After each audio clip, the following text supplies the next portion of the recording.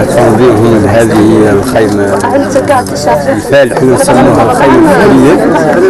والحقيقة على أنها كانت محطة هامة في مرحلة الأرض المحتلة، لأن هذه السنة أعتقد على أنها تميزت بكثرة الندوات، وكان هذا الحقل الأفريقي عدل هذه السنة سنة نقاش فكري وضحت من خلال الرؤية العامة حول المواضيع اللي ينشط حولها كل ناشط حقوقي وكل نشطاء الانتفاضة وكل يعني الشعب الصحراوي في الأرض المحتلة، من أجل إظهار يعني نضال وإبراز يعني نقاط القوة ونقاط الضعف هذه المرحلة وتقييمها،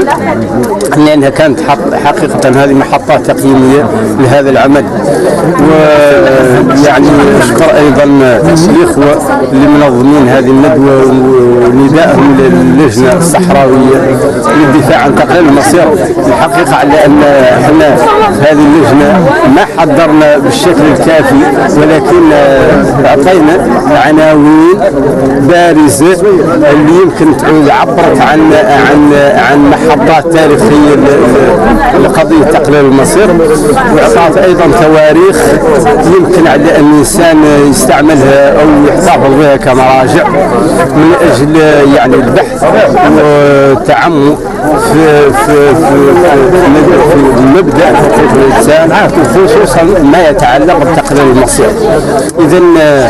الشكر موصول للحضور الكريم والإخوة أصحاب الإعلام، وهذه